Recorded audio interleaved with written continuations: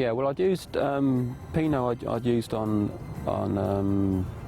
the record, Assassin, and the Chris Slade was actually I'd bought into Rock City Studios by then in Shepperton.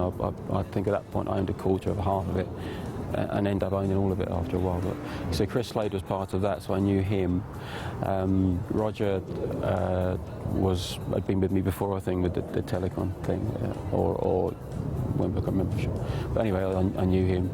Rob was from Japan. I was a fan of. So anyway, you know, so it was completely different. But there were reasons for it. They were just people that I was with at that particular time, because the others had gone off and done Dramatis, I think, and it all changed.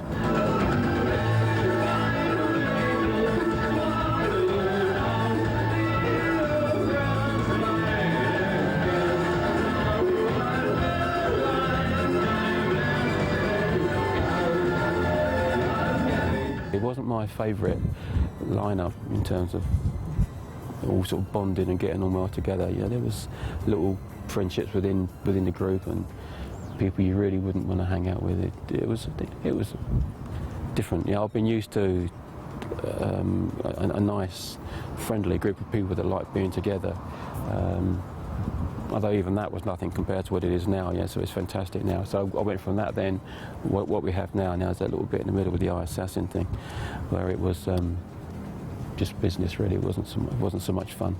There were quite a lot of things that causes me to look back on that less, you know, with sort of less favourably. I rented for them a house in the top of Beverly Hills with its own swimming pool. So we weren't staying in a hotel or, you know, or some little dive like most. And then I'm not massively successful here at the time. There wasn't a lot of money flying around. So I rented them this house in the top of, you go up Doheny, which is where all the star buses go. You know, it's a really, really lovely. Had this massive swimming pool, and their balcony overlooked, similar to this actually, but it overlooked Hollywood, and you know, just amazing place. And I was living in a flat down the hill somewhere, so a much better place than I did. I bought them a car to drive around in. They're being paid, and they're only rehearsing. I think we were rehearsing 3 hours a day. That was it, you know. And then petrol was $1 a gallon. You know, at that time, like 40, 50p a gallon between 5 of them, 8p each. You know, and they had a revolt and said I was treating them badly. So it got off. Now it's in rehearsals. So it got off to a bad start. So you've got this luxury house. You're working 3 hours a day. You've got your own car to drive around in. You don't even have to get cabs. All you've got to do is put in 8p worth of petrol each, and you're being treated unfairly. Didn't go down. That was my first massive fallout with them. The light show had to be stripped down, to be honest, but we already, you know, I'd had that big surge of success here, which was amazing, and then for various reasons, I think we talked about actually whether, you know, the British company wanted to release Telegon too soon, really, for the Americans. So the Americans sort of lost interest, and it all started to fade away, and so by '82. Even though that was fairly soon after it had all gone really well, things were already beginning to dive. So that's all I had a feel of trying to stop the slide, really. You know, just come out, do this, bring it. And one of those things that we had to do was to bring the light show right down, because all of a sudden there was no budget at all. It wasn't rubbish, but compared what we'd had before had been the touring principal set and the Telecon set, and they were both quite big and spectacular. So it was definitely brought down from that. But when I first went with them, it was we were riding high. You know, in Britain it was huge and mega, and I was their #1 priority, in which over here is big. It's a big deal, you know. So I was used to, you know, you drive into a city and you were everywhere, massive posters and building the sides of buildings, all that sort of stuff. So to say that they were doing rubbish with Assassin probably isn't fair, but compared to what I was used to, it seemed non-existent almost, you know. But then again, I guess there's probably a lot less interest from, you know, the media, because I wasn't Flavour of the Month anymore. So all these things play a part in it.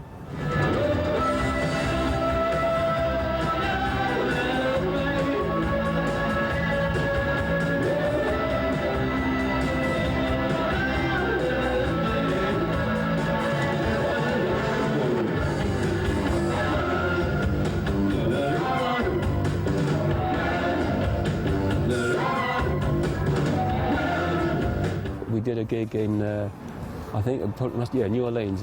We did it on a proper paddle steamer, old-fashioned, looked like a Western film. Brilliant. And you go on and you set up, and then they get the people on, and then as you start your set, they launch off, and it's all timed, so that as you finish your set, they're just docking back on again, and they kick everybody straight off. So it's kind of ruthlessly done, but it was brilliant. I remember about halfway through the sets, just seeing the boat was stopping and turning around, just seeing the windows going, wow. When we started doing it, because we were trying to do it cheaply, we'd rented campers instead of a big tour bus because they're so expensive. And the crew had a camper and the band had a camper, and it caught fire, I think, on the second or third gig, and that was the end of that. Well, I had a fire extinguisher that I'd taken with me that everyone really took the piss out of. I'm dad-like, apparently. Yeah, and I'm always thinking safety. I should be health and safety. So I bought a fire extinguisher under a howl of ridicule when I got on the bus with it. I said, you never know, you might need it. And that saved the bus, but my dad actually did it. He was driving, and he dived, yeah, brilliant actually. He went under the front, crawled onto the floor, got up into the engine bay where it was all on fire, and just spraying it with this thing. Then that run out, so I was already legging up the road to a petrol garage to get another one, because I assumed they'd have loads, and he didn't have any. How can you go to a petrol garage and not have any fire extinguishers? I couldn't believe it. Either that or they didn't want to lend me one, which was a bit unfair, as my dad was inside a car which was on fire, a bit uncharitable. But anyway, they said they didn't have any. But there was a tanker on the forecourt, and he had one in his cab, so he lent me that. Well, little thing, 200 million gallons of that's his fire extinguisher. Anyway, so that finished it off. That was cool.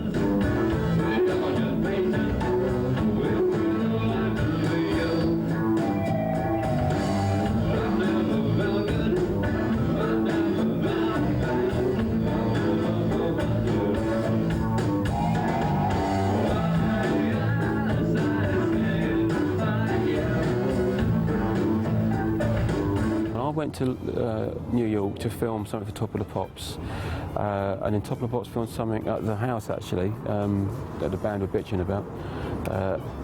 But something I think when I was in New York, one of the people from the Tube came over and stayed up at my flat, and dropped the bags off and went out to get a drink, and somebody got shot in the face right in front of them. They'd only been in the country about an hour, so that was a bit of a shock. So all in all. Yeah, it was quite an interesting few months actually. I remember when I come back to England, everything was different, and I hadn't kept up with any of it at all. There were people I'd never heard of, were massive. I really hadn't followed it.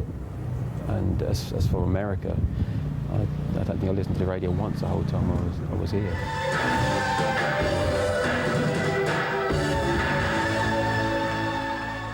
Things had suddenly got very, very bad very, very quickly, and we were like into sort of damage limitation, as they call it. So. And then after that I went to Jersey for a while, and then I think went back home to England, can't remember exactly, but May, perhaps April, May 1983.